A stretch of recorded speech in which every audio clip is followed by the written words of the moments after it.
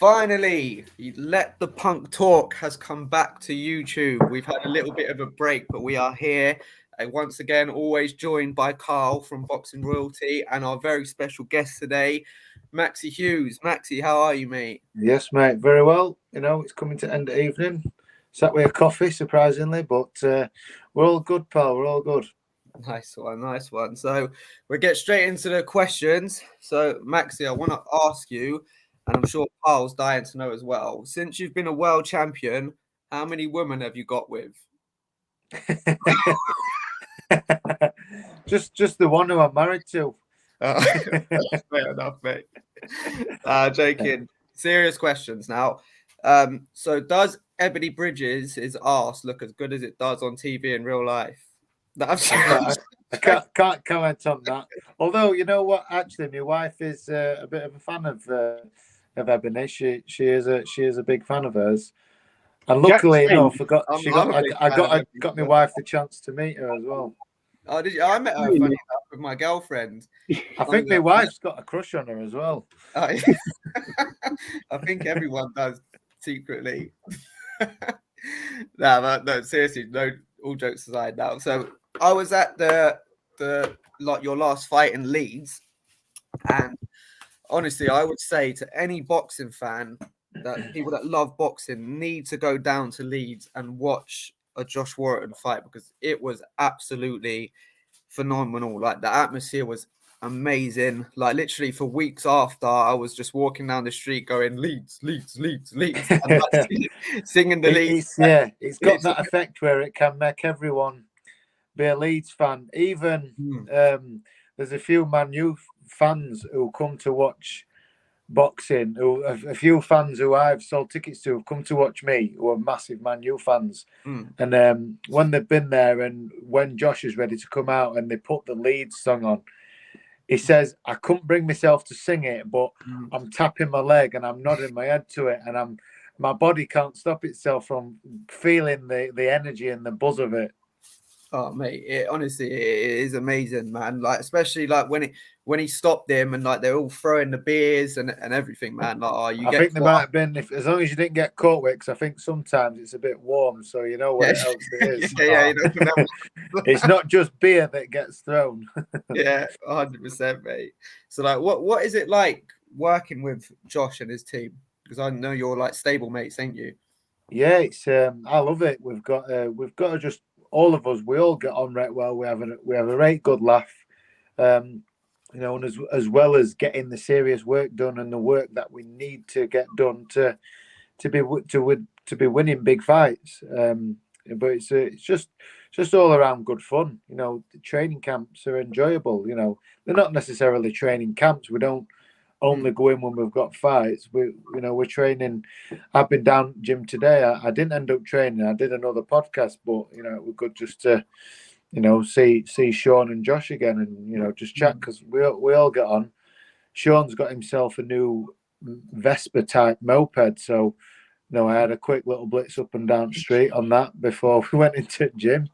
Could have gone wrong. I didn't have no helmet on. I could have got hit by a car and ended the career, but it was worth a little ride up and down the street on like. So it's all good, and when all's said and done, it's about working together to be boxers and fighters.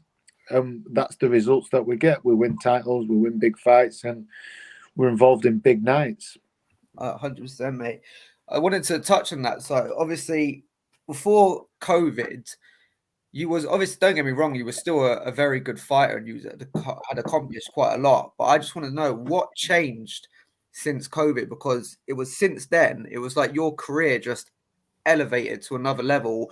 You obviously beat John Carroll, then you went on to win an international in Dubai. Then you went on and fought for the British and won the British. Then you went on to become a world champion. And now you're coming off another big win for Ryan Walsh. I just want to know, like, what changed in your career for that kind of just like Cinderella story to take off? I think I've always had that ability, and I've always had everyone who I've trained with over years in different gyms and stuff and different stablemates have always said, you've got the ability to win these fights and become who who I am now, and the belts that I've won and what I've achieved. I just struggled taking it from the gym in that nice, comfy, no pressure gym environment, Mm. taking that to fight night and doing it in ring. Come fight night, I always had a bit of a confidence issue and able to transfer it from gym to fight night. But since teaming up with Sean, I think it about 3.5 years ago, that we've fully been, is it works? Yeah, maybe about then, about 3.5 years. He's always been a second in my corner, a chief Mm. second. He's helped the previous trainers I've had. But since joining him full time, the loss we had to Ryan, to Liam Walsh, Ryan's twin. It was still a good performance, and it were only my second full fight under Sean. But since then, obviously, COVID come and I got my opportunities. But all previous to that, we were constantly working and practicing things and just being in gym. And Sean, and I think it's a mix of everything. I think it's my age, my experience coming into my peak, and Sean has found a way of bringing the best out of me. And I think as a whole and as a team, we've found the way of bringing it from the gym environment where I've always been able to do it into the arena on fight night and deliver goods then. And I just feel I'm getting better. And I think it's down to as well, as well as everything that goes off in gym. I've got a good home life, got a Mm. supportive wife. My kids are brilliant. Everything. I'm happy at home. It all complements each other. So I think that's where it all it come from. Like we say, everybody peaks at different time. Everybody has the moment and stuff. So I think now finally, after this is my 12th year in pros, I'm having my moment, and and I think if it had happened previous, I wouldn't have been ready for it Mm. mentally. I wouldn't have been ready for the position I'm in now. But now it's just everything's going well. Everything complements each other. Yeah, mate. No, that's really good to hear, mate. And you are definitely having your moment, and it's really enjoyable to watch, mate. Like, I'm really enjoying the Maxi Hughes story at the moment.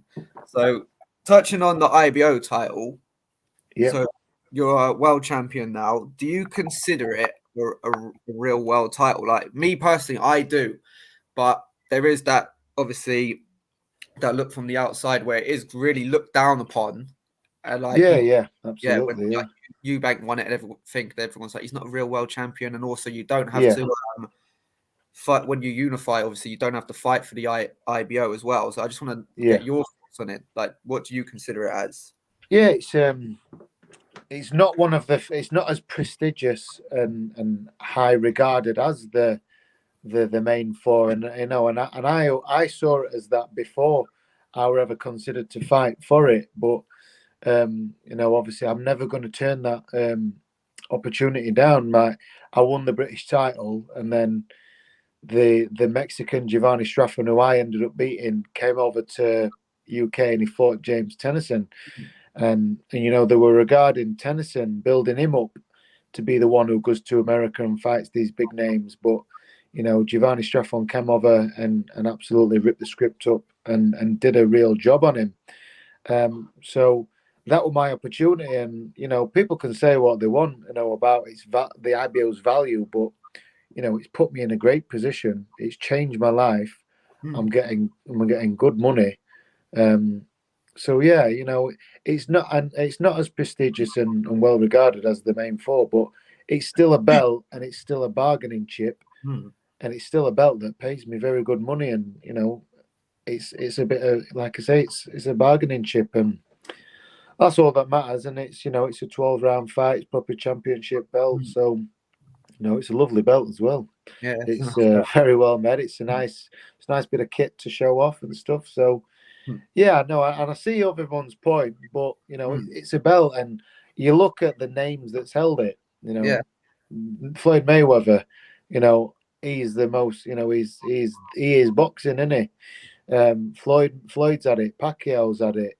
I Roy Joyce. Jones Jr. The list is endless of Oh, great names who's had it. hmm.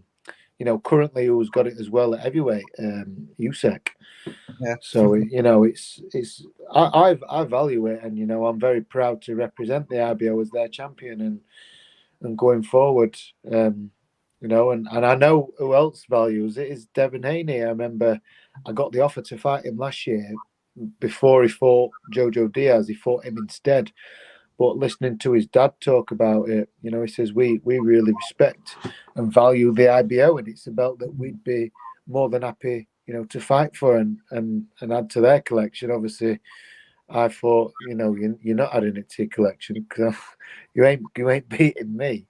But to hear that from their side that is well respected in their view. So I see what people say, but ultimately, I'm the champion. I'm paid well, and I look the position that it's got me in. So I'm very proud of it.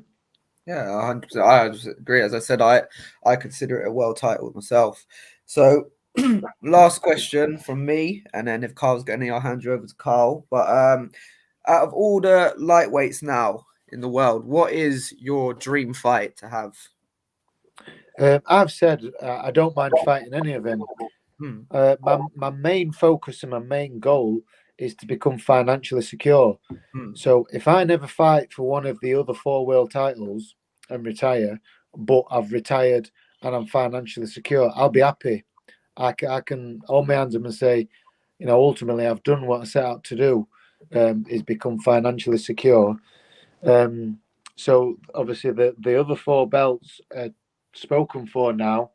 Where you've got Kambosos and Haney fighting for them, and there's the rematch clause. So that's probably this year, maybe possibly early into next year, that them belts, were spoken for. Nobody else can fight for them. So the other fights that interest me are the ones who pay most, and the one that spoke about recently, Ryan Garcia, is obviously a massive name on social media, and he's a big name in America. So other than fighting for the other 4 world titles, they're fighting the likes of Ryan Garcia and people who are going to pay that money. But when I've said this, I did the podcast I did today. I says I'm not just like looking at people like Ryan Garcia and going, yeah, I'm going to fight them and get that paycheck and sort of cashing myself in. I do believe I can beat Ryan Garcia. He's good and he's obviously shown us a lot of ability and talent, but he's not impossible, and he's certainly not the number 1 lightweight in the world right now. So I've seen vulnerabilities there and things that my style can expose. So it's a fight that I want and know that I can win, and then winning that fight will then put me in prime position for hopefully a mega fight after that. If I have to wait till next year to get a shot at one of the other 4 belts, but that they're also one of them other 4 is also on my list of stuff to do. So it's not really any individual who I dream of fighting. It's just whoever's gonna, whichever fights are gonna make me financially secure.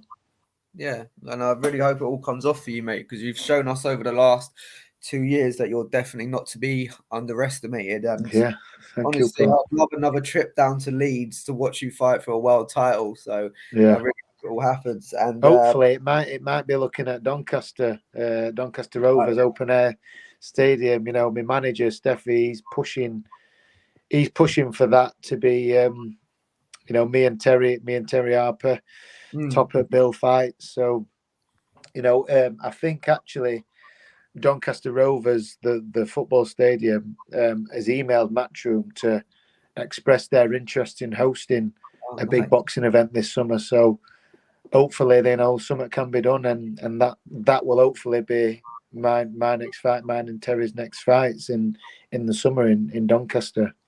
No, mate, I hope it comes off for you. But yeah, that's enough from me, I guess. Carl, I'll hand it over to you now. Have you got any questions for Maxi?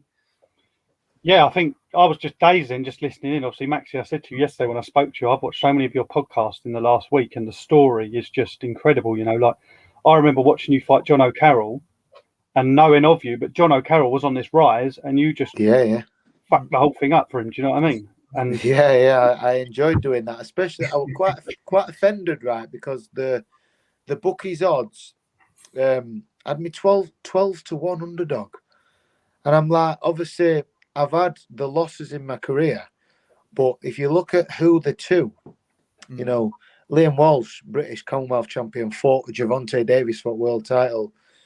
Martin Ward, British Commonwealth European, got to fight for a world title eliminator in America. Sam Bowen, British champion.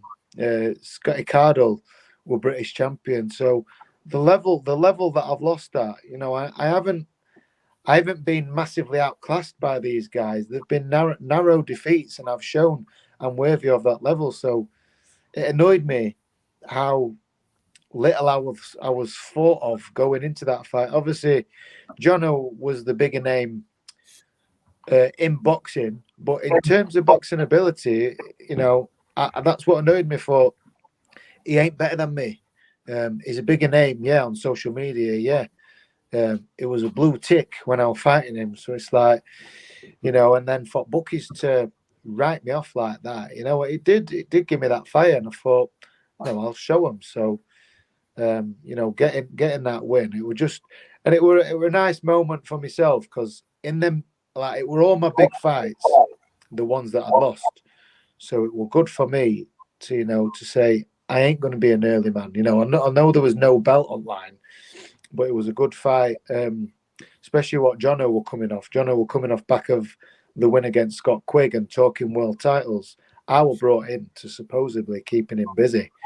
But obviously I had other ideas. No journeyman for nobody. So it were a really, real sweet moment for me, getting that win, getting my hand raised, and I know it was close. It was a close fight, but the right man still won. There were no major outrage saying, "Oh, Maxi never won that." A big robbery. There were no robbery. And everyone, the messages I got were just, everyone were just so pleased that I'd got the win, and I were on to bigger and better things then.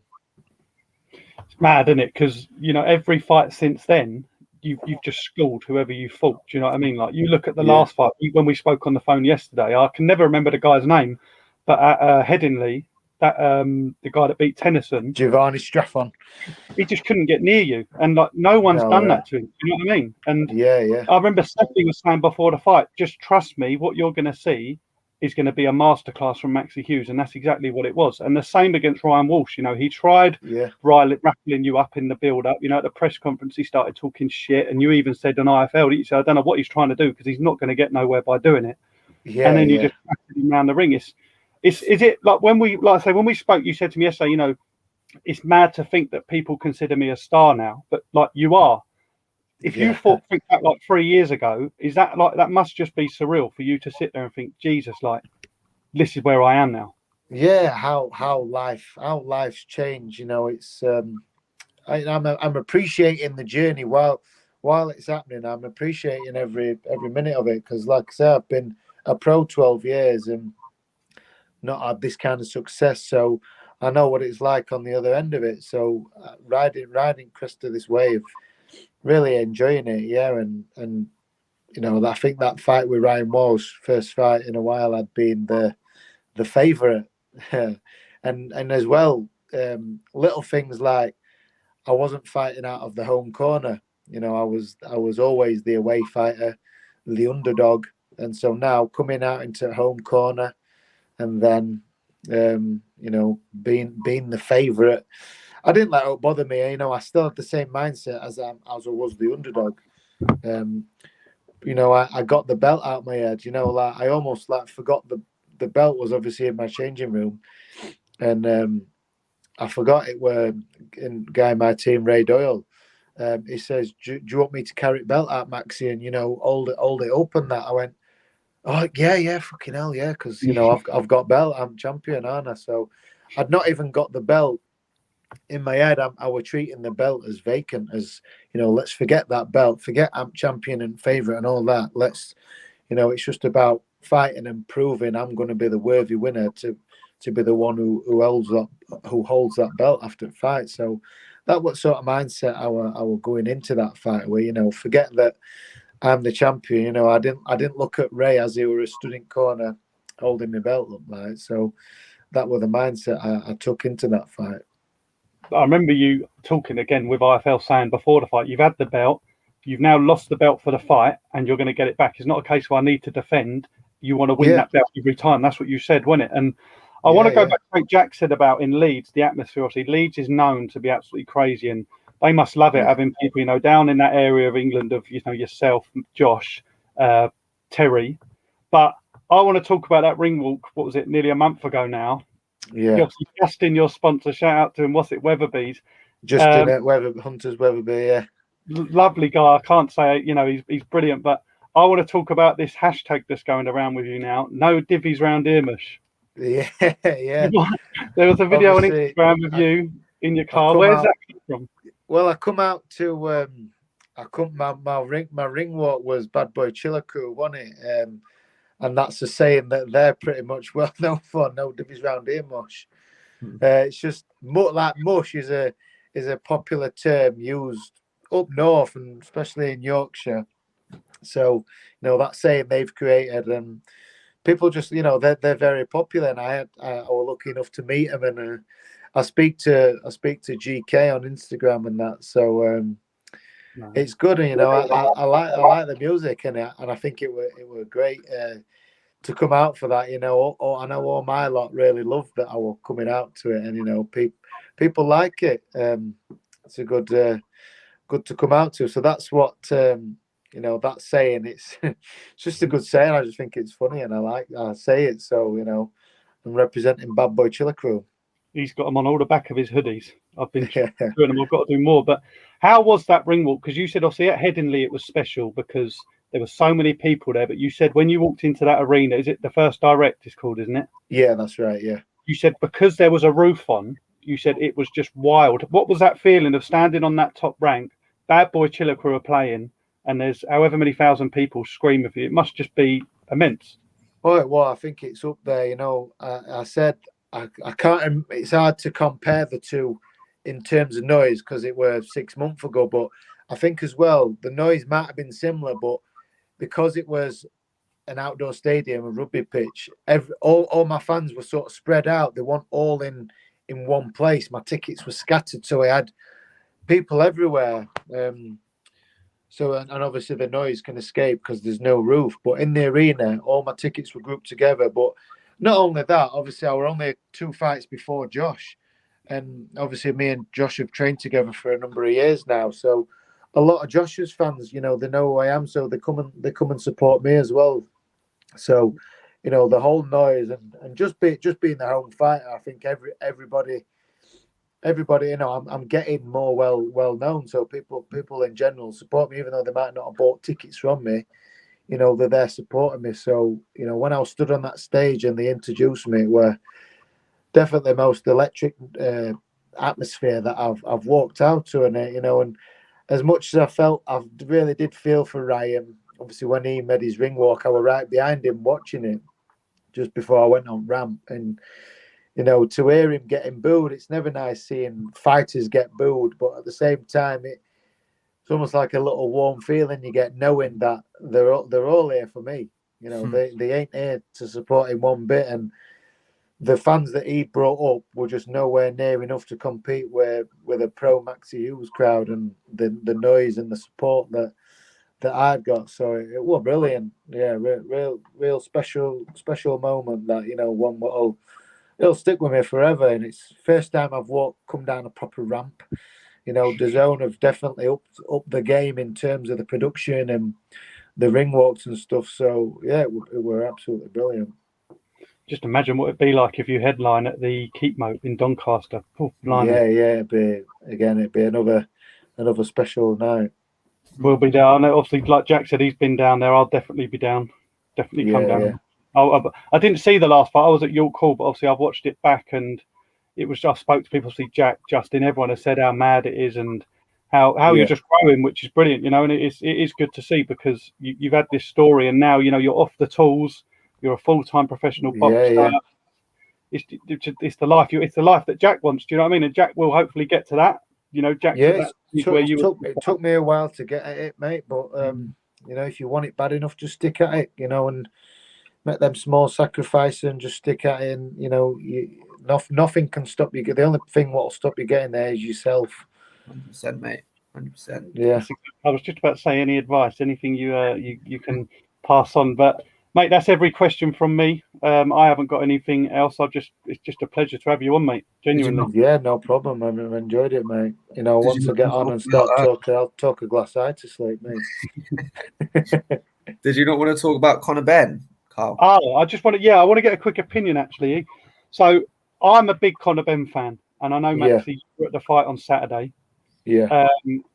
How far? We're two questions into one. How far do you think Conor can go? And do you think the level of opponents at the minute are what he needs to be fighting? So I believe he can become world champion 100%. He's got the drive, the passion, the hunger.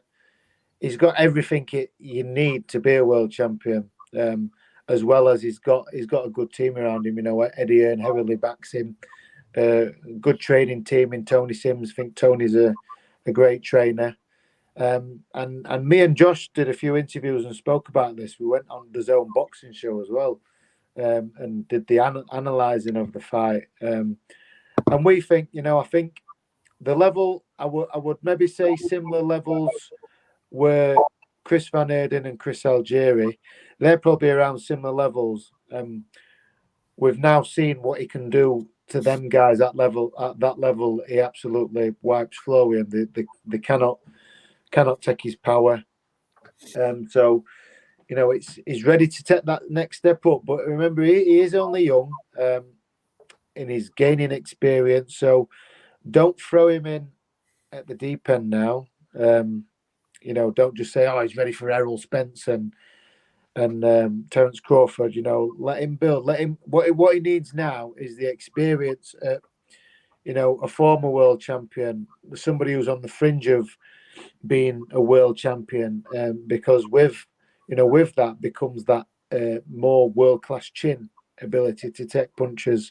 So he's not going to be blasting guys out. So he's going to get competitive rounds under his belt, as well as somebody who's really going to come and have a go and really asking questions. So he can maybe box a bit on back foot, really show us his defense, his head movement, as well as his going forward. And it's all things that he's going to need when he gets to that world title level. You need.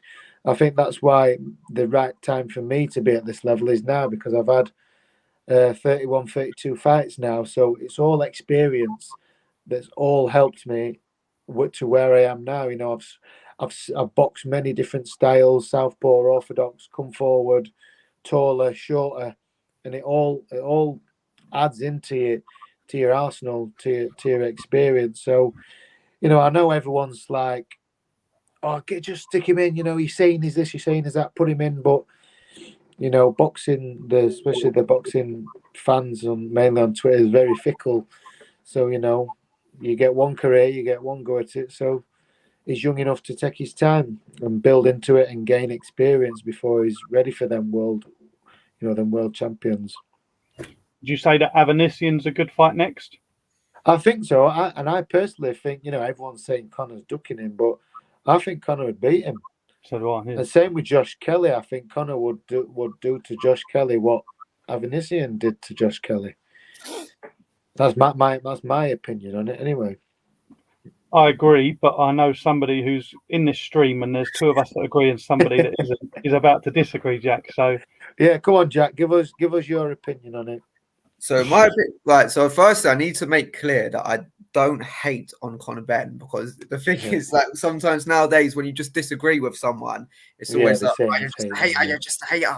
I'm not a hater. I think Conor Benn, since his debut, has come on leaps and bounds. But like a lot of kind of Matchroom and Warren fighters, they do get it the easy way, and he has done things the easy way. Like, he's not gone through area to English level like domestically. He's not gone through the British, the Commonwealth. He's not gone for the European. He's kind of worked his way up like everyone does, beating like the journey, and he's moved on. But he's moved on to like very lesser fighters that he should have been like moving away from, especially now.